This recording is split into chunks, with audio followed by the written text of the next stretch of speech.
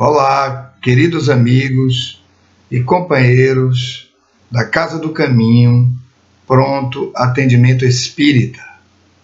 Jesus nos abençoe e nos conceda a paz, em especial neste momento em que estamos passando por essa etapa de provação coletiva em razão dessa pandemia do coronavírus, que nos impõe uma série de observações, condutas, reflexões sobre aquilo que a vida nos exige nesse momento. Então, que os bons espíritos estejam conosco na realização deste trabalho doutrinário da tarde de hoje. O tema solicitado pela casa é um tema muito interessante e um tema do nosso cotidiano, que trata do casamento e da indissolubilidade do casamento. Portanto, o nosso tema é: não separeis o que Deus uniu. Então, é uma abordagem sobre situações que envolvem a realidade espiritual e a realidade física de cada pessoa, de cada um, muito intensa.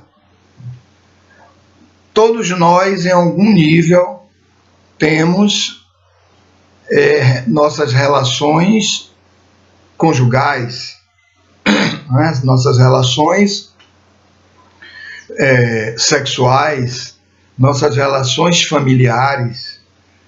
Então, é um tema que vai envolver aí uma série de componentes da nossa realidade corporal, espiritual, moral, mental, emocional, social, enfim, é um tema bem amplo, bem vasto, e nós vamos aqui, naturalmente, fazer pequenas observações, breves observações, porque o tema é muito extenso, né? O tema é muito amplo, é um tema que envolve uma série de fatores, uma série de considerações que uma palestra de 50 minutos não dá para a gente tecer muitos comentários ou aprofundar muitos pontos. Mas nós vamos aqui fazer uma abordagem assim, o mais geral possível. Entretanto, vamos tocar nos pontos, vamos dizer assim, centrais dessa questão. Eu não vou aprofundar muito algumas observações em torno do divórcio, né? Vou falar en passant rapidamente sobre isso, mas é um outro tema bem complexo por suas consequências, as suas causas, e também por tudo que o divórcio passou a representar na sociedade e também individualmente para aqueles que estão envolvidos no processo do divórcio. Tá certo?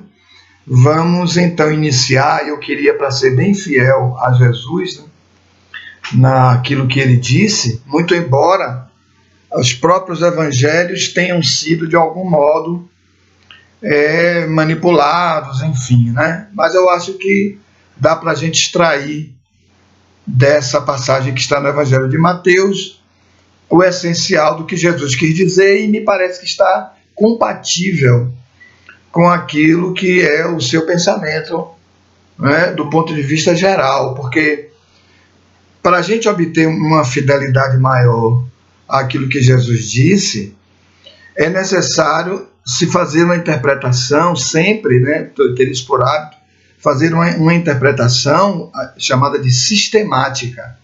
O que é a interpretação sistemática? É a interpretação, por assim dizer, de tudo o que ele disse, né? Tomar o que ele disse numa forma de um sistema revelado. Então você tem que pegar o que ele disse e fazer uma comparação com outros pontos para ver se aquilo está de conformidade com os princípios outros que foram trazidos. Né? Chama-se de interpretação sistemática. Né? Em direito se faz muito isso. Né? Quando um juiz ou algum operador do direito vai ver se uma determinada norma se aplica a um determinado caso, ou como ela deve ser entendida para ser aplicada, é necessário muitas vezes que você faça uma interpretação sistemática, veja todos os outros pontos do ordenamento jurídico, onde aquilo está,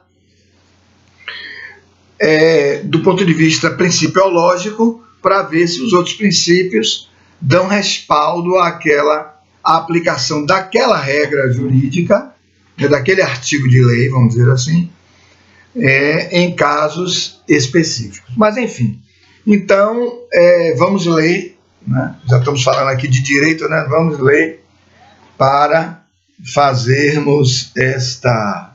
Se bem que tem a ver com direito também isso aqui, mas para falar sobre isso no Evangelho segundo o Espiritismo, está no capítulo 22, Não separeis o que Deus juntou, é o título do capítulo, e o item Indissolubilidade do casamento.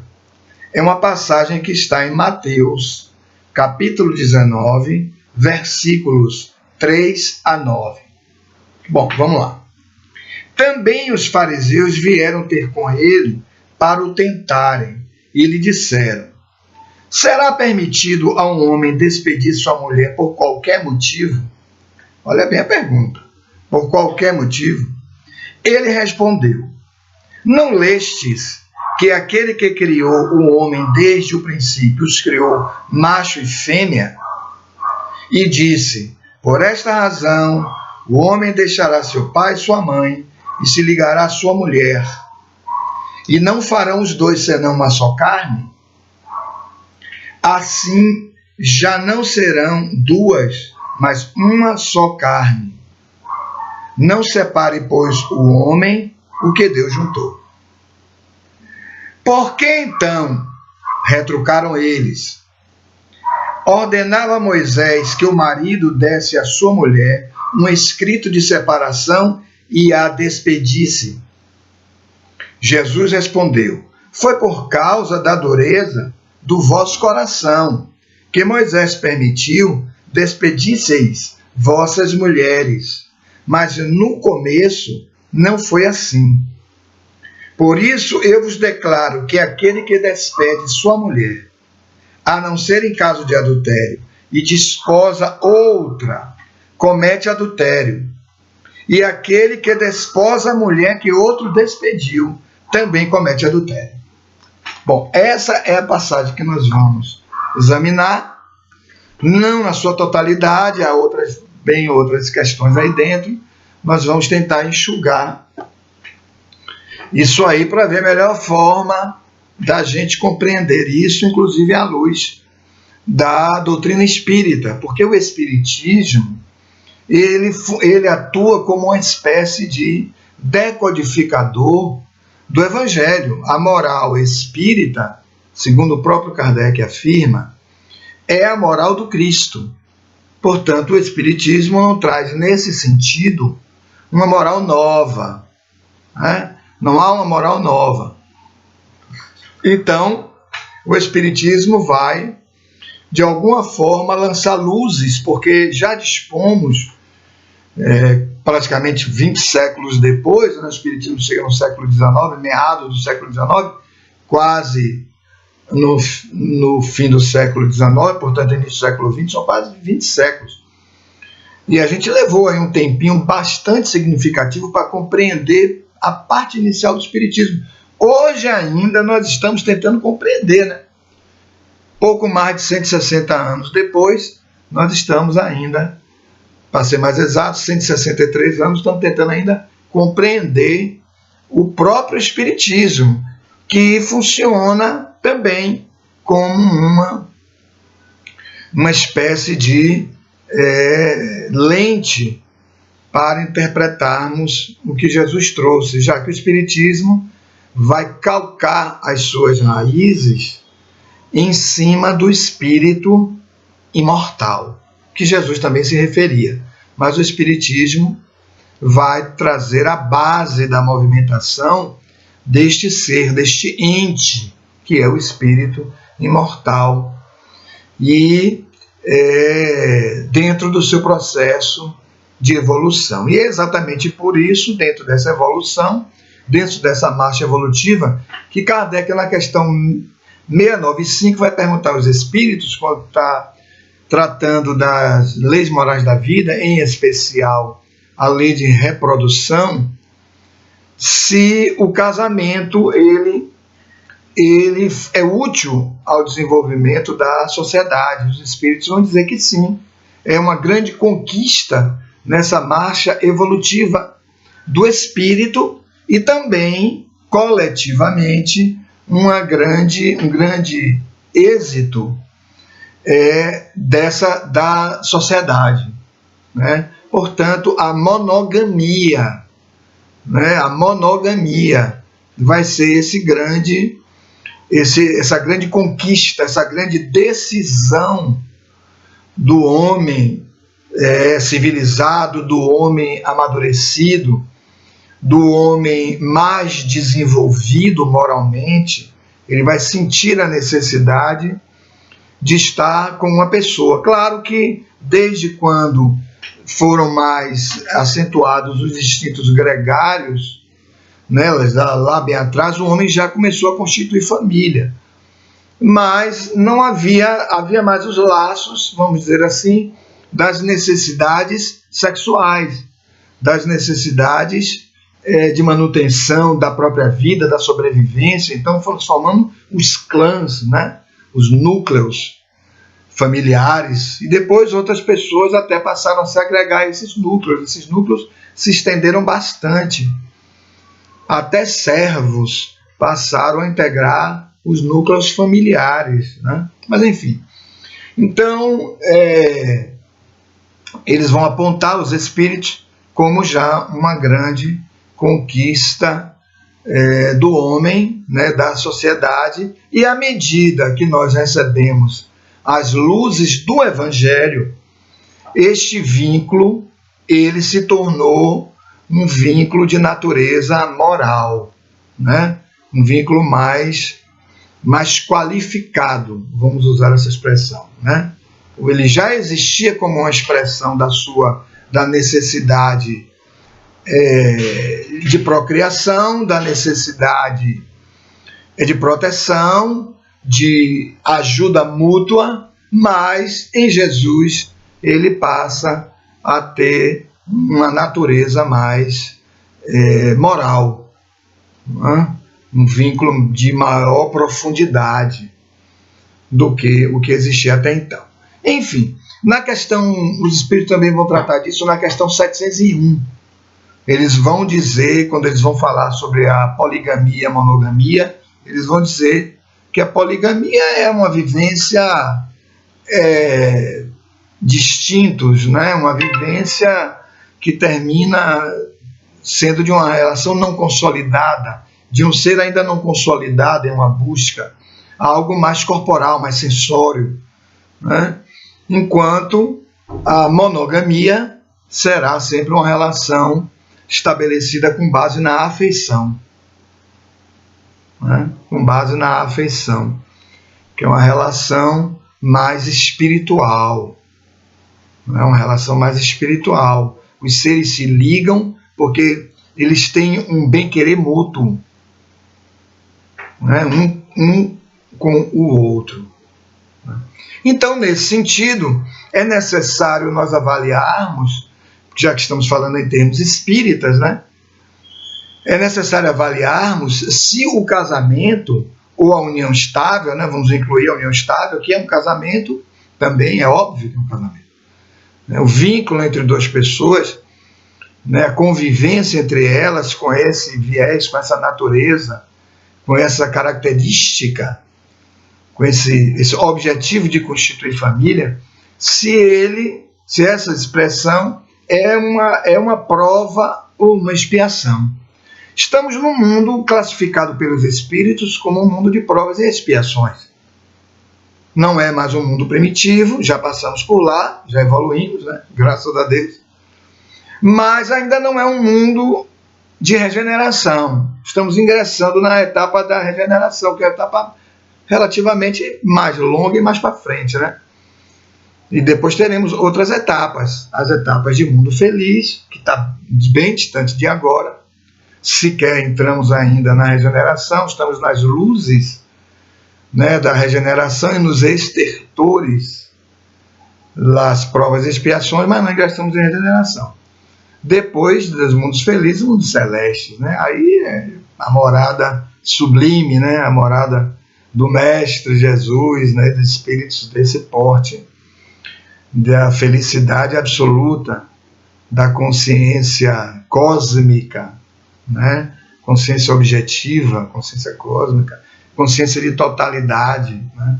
Aí é beleza total. Nós ainda somos espíritos ainda apaixonados, viciosos, né? Barulhentos, inquietos, difíceis, né? Difíceis, muito difíceis. Nós somos muito difíceis nas nossas relações, nos nossos vínculos, exigentes, graves, ácidos. Não é brincadeira, né? Claro que vocês estão me assistindo aí, alguns vão estar dizendo, não sou assim não, esse cara está falando de coisas que não tem nada a ver comigo, vou desligar, vou assistir uma outra palestra, tá? Não faça isso, não, assista até o fim. Pode ter coisas úteis aí pela frente, né? Então, nesse sentido, temos que indagar se o casamento, e aí o casamento já englobado todos esses vínculos mais estáveis, né, com essas características, é um vínculo de prova ou de expiação. Sabemos que a expiação é um vínculo impositivo, né? É algo impositivo. A experiência expiatória é uma experiência impositiva. As condições dela são condições onde o espírito não tem mais uma escolha. Ele já teve a oportunidade da escolha anterior, com relação a essa mesma experiência, a este mesmo valor que ele deveria extrair dessa experiência, né? Mas ele não obteve êxito, ele não fez os investimentos adequados, os investimentos compatíveis, não mobilizou a sua vontade no sentido mais profundo para obter este valor esperado. Então veio a expiação, né? Mas o casamento não é uma expiação, nem poderia ser. O casamento é uma prova, né? O casamento é uma prova. Tanto sim que o espírito pode desistir dela. Quantas pessoas, né, já praticamente dentro do casamento desistem? Desistem. Não querem mais aquela relação, não querem mais aquele vínculo, vão embora, desistem. Tudo estava pronto, né? Mas desistem. Quantas não desistem do vínculo depois de acontecido, ele já existindo? São os divórcios, né? São as separações, os divórcios. Às vezes no início, às vezes já com algum tempo de vínculo, às vezes já muito lá na frente. Né? Vínculos de 30 anos, as pessoas desistem. Então é uma prova, não é uma expiação, não é algo impositivo, né? Aí prevalece o livre-arbítrio, né? Aí prevalece o livre-arbítrio. Então é necessário compreender, portanto, que as experiências do casamento, como as demais experiências de encarnação, elas são resultado de um planejamento reencarnatório. Quando nós estamos no mundo espiritual, nós vamos preparar, planejar uma nova encarnação. Então, como se trata de uma prova, nós teremos então a possibilidade de escolhermos, né? Nós conhecemos as pessoas, os espíritos, no mundo espiritual, e lá nós fazemos as nossas juras, né? As nossas promessas de amor, né? De vínculos, para juntos vencermos as provações de uma encarnação, porque, amigos, uma encarnação não é uma tarefa fácil. Estar encarnado não é uma tarefa fácil. O espírito, ele primeiro que ele vai estar ligado a um corpo que não é parte dele. Nós não somos o corpo, né? Nós somos o espírito, né? Então já é algo complexo você estar ligado, vinculado, aprisionado, o melhor termo é esse, nós estamos aprisionados ao corpo. Há um sistema que nos aprisiona um corpo, que não vamos tratar disso, né? Precisaremos entrar em alguns detalhamentos sobre perispírito, fluido vital, princípio vital, psiquismo da encarnação, emocionalidade, enfim, um monte de coisa aí para falar desse aprisionamento, né? Mas há esse planejamento, né? E dentre os itens desse planejamento, nós temos a profissão, nós temos a família que vamos encarnar, o país que vamos nascer, o corpo que vamos ter com as suas características, determinadas patologias que vão nos acontecer na vida, porque todos esses episódios representam experiências necessárias para o aprimoramento do espírito. Claro, quando chega aqui, ninguém quer passar por isso, né? A mediunidade, olha aí, a mediunidade é fruto de um planejamento reencarnatório também. Então, a lei que vige, a lei que vigora, é a lei de causa e efeito. Então, quando nós estamos no mundo espiritual, planejamos, né? Planejamos tudo aquilo, está tudo planejado. Então, isto é validado, olha aí, isto é validado. É como se Deus validasse o nosso planejamento, e aí envia os espíritos para esses caras aí para a reencarnação. Inclusive, vamos envolver outros espíritos, porque serão os filhos. Olha aí. Né? Olha aí, os filhos. Todos nós estamos ligados por alguma coisa do passado, por algum vínculo. Aqueles que não estão ligados por vínculo do passado passaram a ter afeições no mundo espiritual, reconhecem a oportunidade de estarmos juntos, de crescermos juntos, não é?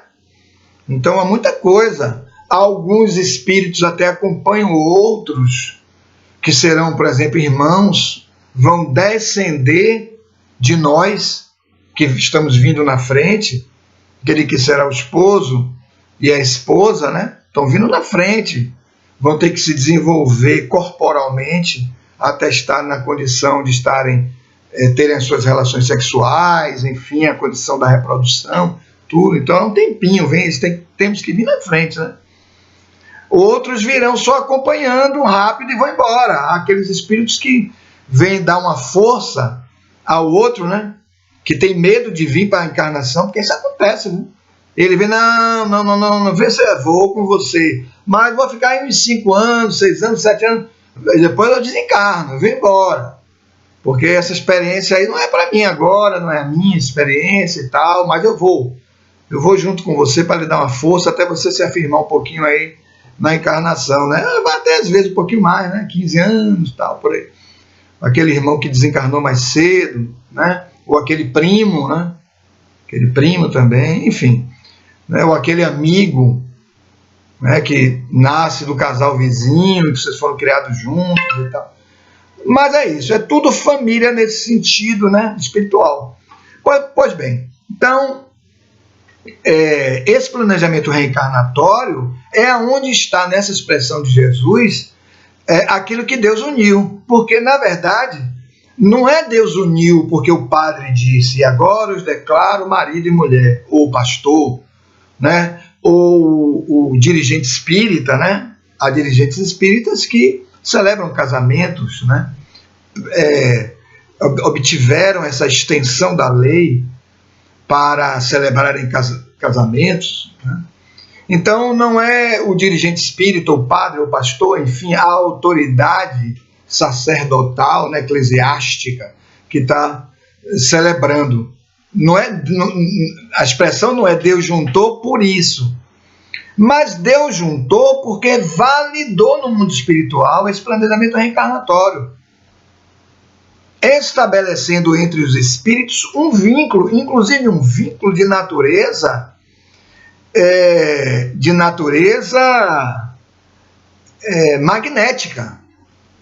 magnética, porque esses espíritos vão se reconhecer quando estiverem no corpo. Você vai olhar para a pessoa e vai saber desse vínculo, porque magneticamente o seu planejamento reencarnatório está no seu inconsciente.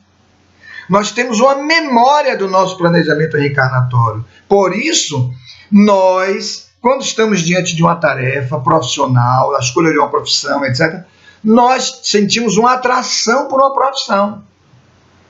Olha aí. É como se soubéssemos que aquela era a nossa profissão. Há pessoas que se desviam disso, mas nem sempre são felizes nas profissões que abraçam. Nem sempre. Não é? Nem sempre. E fica aquele um pouquinho de no inconsciente, aquela sensação de dever não cumprido. Estou falando isso, no nosso tema não é exatamente isso, mas tem a ver com o que nós vamos falar. Estamos estudando, ainda que brevemente, na palestra de hoje. Então, que se dá? Esse planejamento reencarnatório, ele está validado. Ele se torna indissolúvel nesse sentido. Veja bem a expressão de Jesus: não separeis o que Deus uniu, o que Deus juntou. Então, quando nós chegamos aqui na carne, nós vamos identificar o compromisso que se vai apresentar para o espírito, em todos os campos. Se é na profissão, aquilo vai aparecer, né? Enfim, se é na sua vida social, se é na sua vida emocional. Aquela pessoa vai surgir e aquele campo vai se abrir. Agora, você é que vai decidir se vai seguir ou não aquele planejamento. Portanto, chamamos a isso de compromisso. Se você vai assumir o compromisso ou não. Então, o que é o compromisso? É a execução do planejamento reencarnatório. Quando dizemos que alguém ampliou a consciência mediúnica, né? A consciência mediúnica envolve uma série de coisas, mas envolve também a assunção, quer dizer, assumir o compromisso mediúnico, que vai reclamar do indivíduo uma série de outras medidas, uma série de outros comportamentos. Mas há pessoas que têm a mediunidade e vilipendiam a mediunidade. Negam, ignoram, abusam, né? Praticam uma série de outros atos incompatíveis com o bom exercício da mediunidade, resultantes da formação de uma consciência mediúnica, como estávamos dizendo.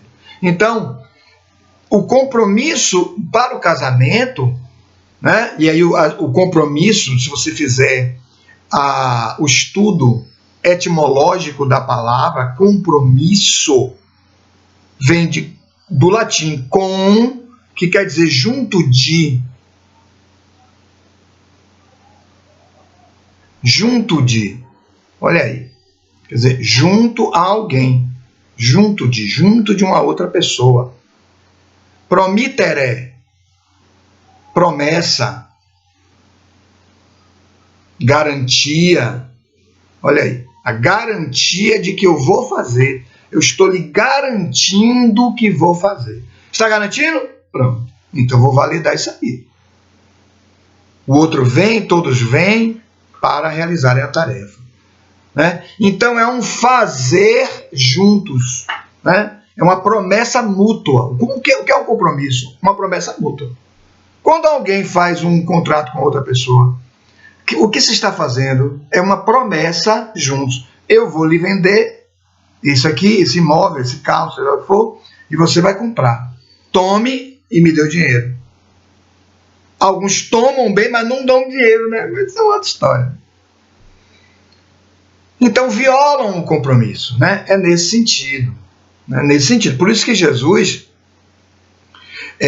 vai falar sobre esse descompromisso. O que é o descompromisso? Ele vai usar a linguagem das tradições religiosas, né, que é o adultério. Então, o adultério, no sentido que Jesus está colocando aí, não é o adultério apenas de uma traição física, corporal. Não é nesse sentido.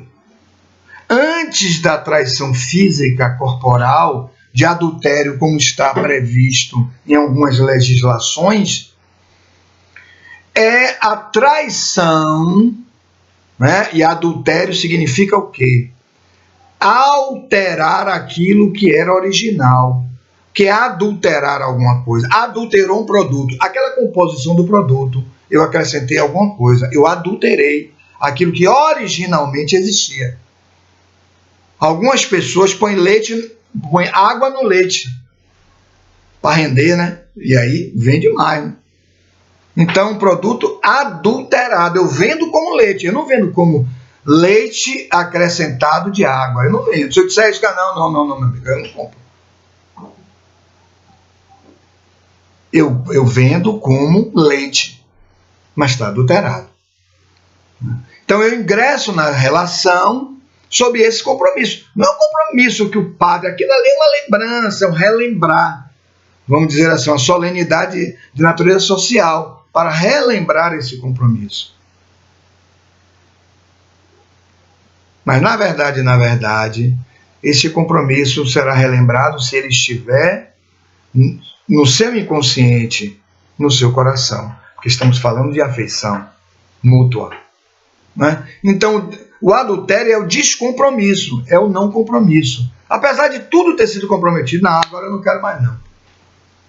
Né? É óbvio que isso está mais próximo, por assim dizer, dos casamentos chamados casamentos provacionais. Provacionais. Quais são os casamentos provacionais?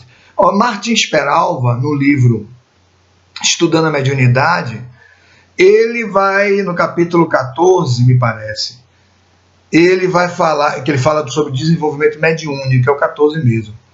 Ele vai falar sobre uma série de questões dentro da família, desse compromisso mediúnico e tal, e vai falar também sobre os tipos de casamento, porque o casamento tem muito a ver com essa realidade mediúnica, já que é um exercício de algo praticamente para a vida inteira, é a mediunidade, e o casamento também. Então, há determinados incidentes domésticos muito baseados ou calcados nessa realidade do exercício da mediunidade, como da profissão, enfim, como outras coisas, né? Então, esses riscos, vamos dizer assim, de dissolução de casamento estão mais ligados aos casamentos provacionais. E eu não vou nem tanto me referir aos casamentos acidentais, né? Como Martins Peralva vai tratar disso lá no capítulo a que eu me referi. Mas nos casamentos provacionais. Que são os casamentos acidentais? São aqueles casamentos que os espíritos envolvidos, né, as pessoas envolvidas nele aqui, no mundo físico, elas não tinham um compromisso espiritual, mas se conheceram, normalmente vinculados por uma questão de paixão, pode ser uma paixão física, uma paixão sensória, uma atração corporal, não é? E meramente corporal. Não são espíritos que não se conheciam, ou se conheciam de outras vidas, não tinham essa programação para esse planejamento, mas se deram um ao outro neste vínculo, mas um vínculo sem bases de afeição. Vínculo sem base de afeição.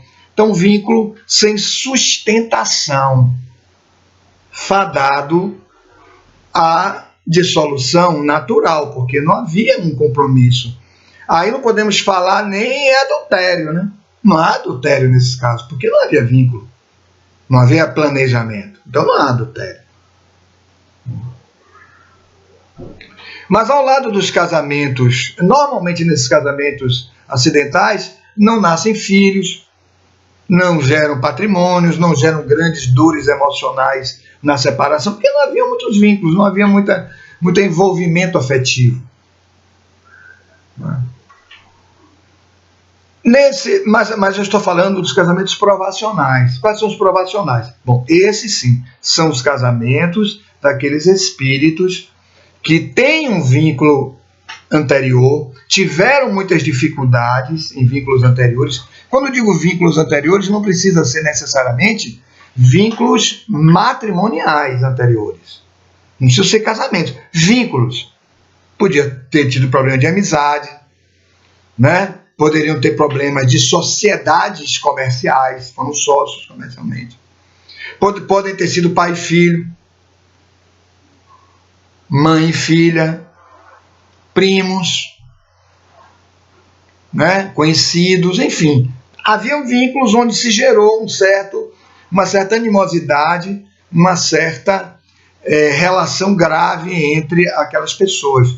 Então, nesse sentido, é que se faz a programação, o planejamento para virem juntos a fim de terem a reconciliação.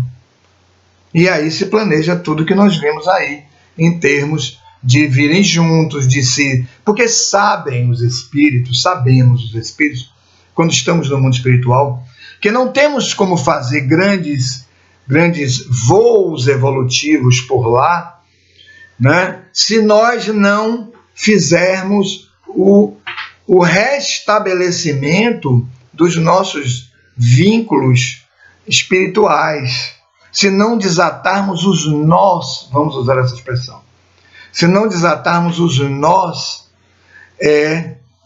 morais em que estamos presos, morais inferiores, né? Um nó moral inferior, né? Nessa expressão que eu quero me referir. Então, sabemos que não faremos. Jesus até se refere a isso aqui, quando fores orar, ou seja, quando você estiver pretendendo elevação, que é isso que é oração, significa para o Espírito. O que é que o Espírito quer com a oração? Elevação.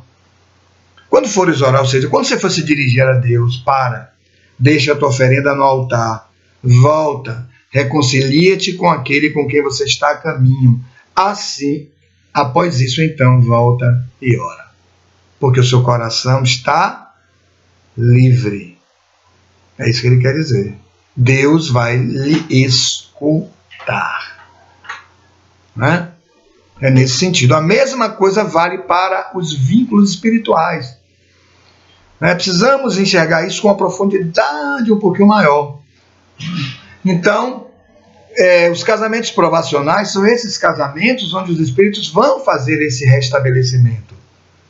Mas nem sempre vão conseguir por causa das animosidades. Quando começamos a lembrar quem é o outro, rapaz, eu conheço essa pessoa. É assim, assim, assim, assim. Aí começamos a lembrar mesmo. Aí a coisa começa a ficar mais complicada de se lidar. Né? Começa a ficar mais complicada de se vencer aqueles travamentos. E o mérito está em vencer. Porque tudo foi projetado para vencer. Né? Mas pode ser que um não queira. Não queira. Então é desses casamentos que são os mais suscetíveis de sofrerem esse naufrágio por causa das resistências com base em fatos vividos graves em encarnações anteriores. São os provacionais. Ao lado dos provacionais, nós temos os chamados casamentos sacrificiais. Os sacrificiais são aqueles casamentos onde um espírito se sacrifica mais do que o outro na relação. Porque o que se sacrifica é o que é mais elevado moralmente, espiritualmente. Né? Então, o que ele faz? Ele assume esse compromisso lá no mundo espiritual e vem com o outro, que é mais embrutecido, né? É menos evoluído, é mais grave, é um espírito ainda de inferioridade maior. Por isso nós encontramos pessoas muito amorosas, né? Pessoas muito gentis, laboriosas, casados com pessoas estúpidas, ignorantes, agressivas e violentas. Mas havia o compromisso, né? O outro compreende aquela situação, porque ele ama mais. Então ele compreende mais. E a gente fica aqui olhando e dizendo, mas como é que pode aquelas duas pessoas? Elas são completamente diferentes. Mas não vamos nos meter nisso. Porque aqueles espíritos sabem porque eles estão naquele vínculo. São os sacrificiais. Não vamos avançar neles. Ao lado deste temos os casamentos afins, que já são casamentos onde os espíritos têm um nível evolutivo maior, um nível moral maior. Já tiveram experiências muito boas, muito exitosas em outras vidas e se comprometeram no mundo espiritual a, mais uma vez, virem juntos para consolidarem esse amor entre eles. E aí realizam coisas muito bonitas em termos de família, né? Constroem um lar bonito, né? Uma coisa exemplar, vamos dizer assim, do ponto de vista moral, né? Exemplar do ponto de vista moral. Não existe fórmula para nada, né? Mas eles constroem, né? E eles juntos se dão amparo mútuo para enfrentar as outras provas que eles têm na vida. Cada um tem as suas, então juntos eles dão sustentação mútua. E por fim, os casamentos transcendentes ou transcendentais, que são aqueles casamentos já de espíritos muito evoluídos, que se comprometem a vir juntos, mas não têm exatamente uma vivência, uma experiência essencialmente sensória, corporal, né? Hormonal, sexual profunda, não é isso que eles querem. Eles vêm para desenvolver tarefas, às vezes que envolvem toda uma região, né? Às vezes um país. Olha aí.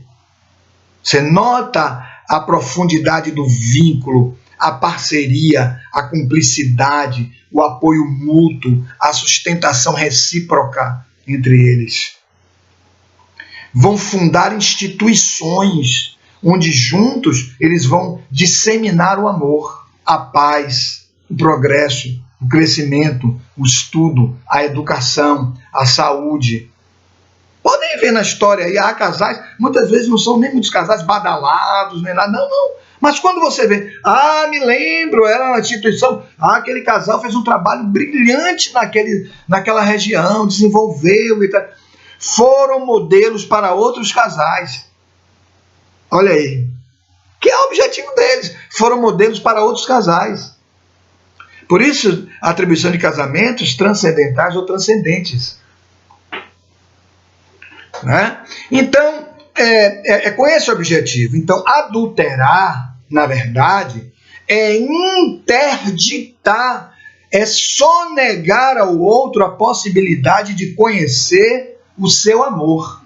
Quem adultera sonega o seu amor na relação. Eu queria falar bem mais sobre isso se fôssemos analisar a questão do divórcio, mas não vamos analisar, né? Para vermos uma série de questões em cima disso. Mas é uma sonegação do amor. É a ruptura com o compromisso. Você é livre para fazer e obrigado a viver com o outro. Mas é a ruptura com esse compromisso que iria produzir frutos muito especiais, principalmente para os filhos. Os filhos seriam o fruto de um lar onde houve amor. onde houve união, onde houve comunhão. Olha aí. Não há nada mais significativo no casamento do que a comunhão. Tornar comum, ó, fluido entre todos que compõem o vínculo, a família, a experiência do amor, a alegria de estar juntos. Sensacional, especial. Então os filhos serão moralmente acrescentados, emocionalmente consolidados.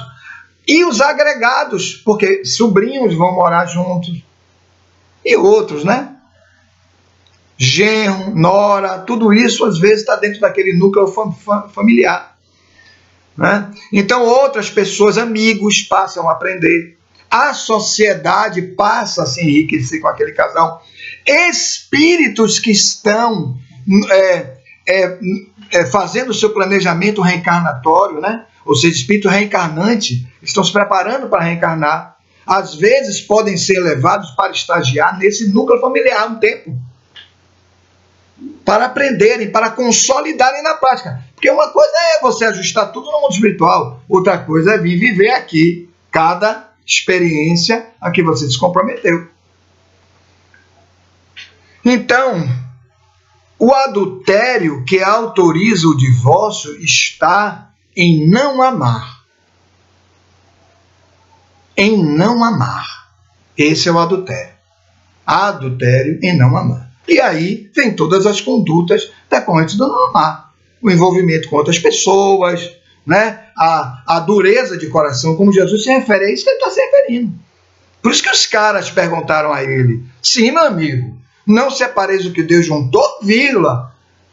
E por que Moisés permitiu que o homem separasse da mulher, que chamava, né, da carta de divórcio? Por que ele fez isso? Colocando Jesus em xeque, que era o que eles queriam. Aí Jesus, o mestre, que já tinha passado pelo nível humano, já está no nível angelical, né? Já passou dessa etapa, nossa, meu amigo, mas Moisés permitiu isso por causa da dureza dos vossos corações. E a dureza do coração existe quando não existe amor. Há vínculos que são dificílimos de serem vividos, porque não há amor. Então Joana de Ângeles vai dizer: ainda bem que surgiu o divórcio para dissolver as uniões infelizes. Olha aí. E é verdade. Né? E é verdade. Então é a dureza de coração que vai autorizar o divórcio. Né? Não separeis o que Deus juntou. Olha Jesus. A não ser, olha o que ele fala, em caso de adultério. Ou seja, em caso de violação do compromisso. Está violado, não há vínculo, não existe vínculo, não há entrega. O casamento não é entrega de corpos apenas. O casamento é entrega de mundos emocionais, de mundos morais daquelas pessoas que estão envolvidas ali. É isso que é o casamento. Não é? Então, aquele que se mantém atento ao compromisso, não comete adultério, mesmo que tenha havido a dissolução do vínculo do casamento pelas leis civis. Mesmo que tenha havido, porque como Joana de Ângeles também vai dizer numa obra muito antiga, acho que da década de 70, chamada Após a Tempestade. Ela, quando vai falar do desquite, né? Naquela época não existia ainda o divórcio só vem em 1977. Essa obra é um pouquinho antes. Ela vai dizer assim: mantente no posto, não seja você aquele que vai dar o primeiro passo. O que ela quer dizer aí? Ela quer dizer, não se divorcie. Não, você não vai obrigar uma pessoa a viver com você. Vimos no início, né? O casamento não é uma expiação, é uma prova. O outro é livre-arbítrio. Se o outro quer ir, ele tem que ir. Mas o que ela quer dizer é, mesmo ele indo, mantente no posto do teu coração aberto à reconciliação com o outro. Você desencarna e você cumpriu o seu compromisso. Ele não. Né? Quantos casais muitas vezes não passam a se dar bem após o divórcio? Muitos. Porque se mantiveram nesse sentido no posto. Né? Mas o tema é muito amplo. Eu queria deixar essas breves reflexões sobre este tema. O tema é lindíssimo, é vasto, tem a ver com a nossa vida, com o nosso dia a dia. E nós precisamos examinar muito bem essas situações para não adotarmos condutas precipitadas muitas vezes. Então vamos concluir o nosso trabalho pedindo aos bons espíritos que nos envolvam, concedendo paz, vamos aquietando as nossas mentes, a fim de que os passistas da casa possam, através dos bons espíritos, realizar a tarefa de conduzir energias refazedoras do nosso perispírito, dos nossos organismos, energias que vão nos restaurar em nosso bom ânimo para enfrentar essa tarefa grave da pandemia, onde há tantas perdas, onde haverá mesmo a modificação dos paradigmas de movimentação social. Muita coisa em termos de medidas sociais serão modificadas. Muito intenso e muito profundo. Então peçamos aos bons espíritos que nos dê essa possibilidade, trazendo essas energias que servem de refrigério para a nossa alma, dando-nos esperança, dando-nos mais de vigor para as provas e estabelecendo calma em nossos corações, quando deveremos ter a paciência de passar cada minuto, cada dia, cada experiência na vida corporal. Que Deus nos abençoe, nos dê paz e que tenhamos uma noite de bom sono e de refazimento. Que assim seja.